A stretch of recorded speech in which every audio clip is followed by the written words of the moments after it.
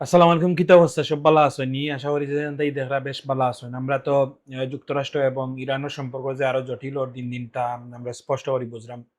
অন্যদিকে দক্ষিণ লেবানন, ওদিকে তো পশ্চিম তীরে ইসরায়েলে হামলা আর তোর থামেরও না। আমরা আজকের ভিডিওতে বিস্তারিত জানার চেষ্টা করব হরমুজ পলাইন নিয়া সবশেষ কিতা হইল, ট্রাম্প এবং ইরানের কাছে ক্ষতিপূরণ দাবি করছে না, আর গাজা ও পশ্চিম তীরে পরিস্থিতি এখন কিলা। চলুন আমরা আলোচনা করি।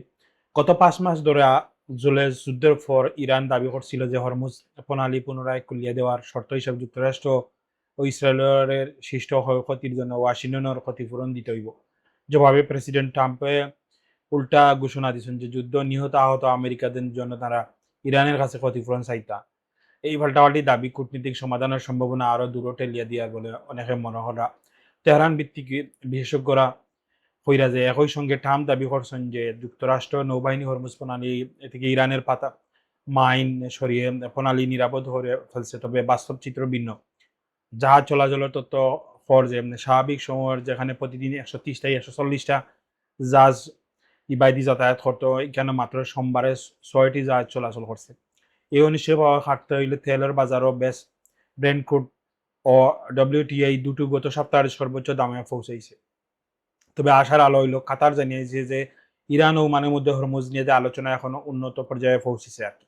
দুই পক্ষ শিপিং রোডের ভৌগোলিক সীমা নিয়ে মোটামুটি একমত হইলেও প্রণালী পুরোপুরি খোলার বিষয়ে মূল বিরোধ এখনো অমীমাংসিত রয়েছে। আগে খেয়ে ছাড় দিবা সেই প্রশ্নই এখন আটকাইয়া আছে আর কি। যুদ্ধের শীর্ষ কমান্ডার হারানোর পরে ইরানের সর্বোচ্চ নেতা মুস্তাফা খামানি সামরিক নেতৃত্বের বড় পরিবর্তন আনছেন। ৬ জন নতুন কমান্ডার নিয়োগ দেওয়া হয়েছে সশস্ত্র বাহিনীর, বিপ্লবী গার্ড, আইআরজিসি এবং বাসিস বাহিনীতে।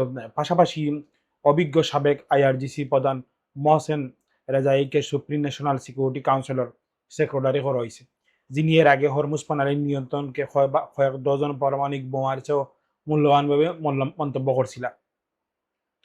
বিশ্লেষকরা কইরা যে পদক্ষেপ একদিকে সামরিক শক্তি জোরদারের বার্তা, অন্যদিকে অভ্যন্তরীণ ঐক্যের প্রদর্শনী। জুনের সংঘর্ষ বিরতি সত্ত্বেও দক্ষিণ লেবাননে ইসরায়েলি হামলা থামছে না। জাতিসংঘ শক্তিনিরীক্ষা বাহিনী ইউনিফিল জানাইছে যে গত শুক্রবার থেকে রোববারের মধ্যে ইসরায়েল লেবাননের ৪৫৫টি গোলা নিক্ষেপ করছে এবং ৯৭ আকাশসীমা লঙ্ঘন করছে, ৯৭ আকাশসীমা লঙ্ঘন করছে, যা গত কয়েক মাসের মধ্যে সর্বোচ্চ তীব্র হামলা করি তারা কইরা রাখে।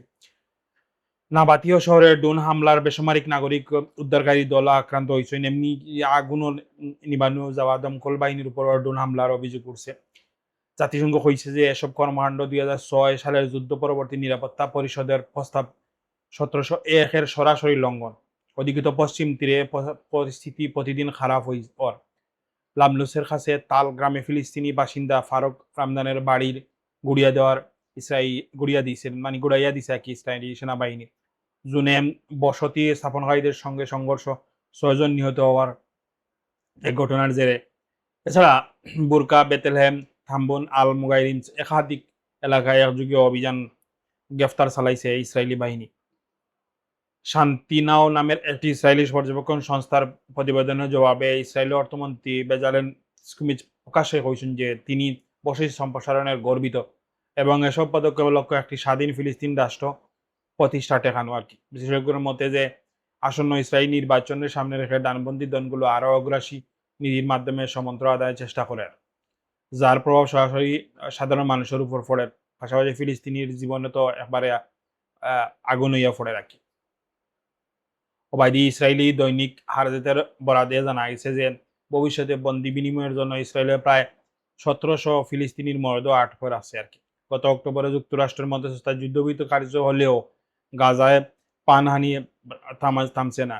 গাজার স্বাস্থ্য মন্ত্রণালয়ের তথ্য অনুযায়ী যুদ্ধবিরতির পর থেকে এখন পর্যন্ত অন্তত ১২৫৯ জন মানুষ মারা গেছেন, আর ২০২৩ সালের অক্টোবর থেকে হিসাব করলে তো মোট সংখ্যা ৭৩,০০০ মানে ছড়াইয়া যায়।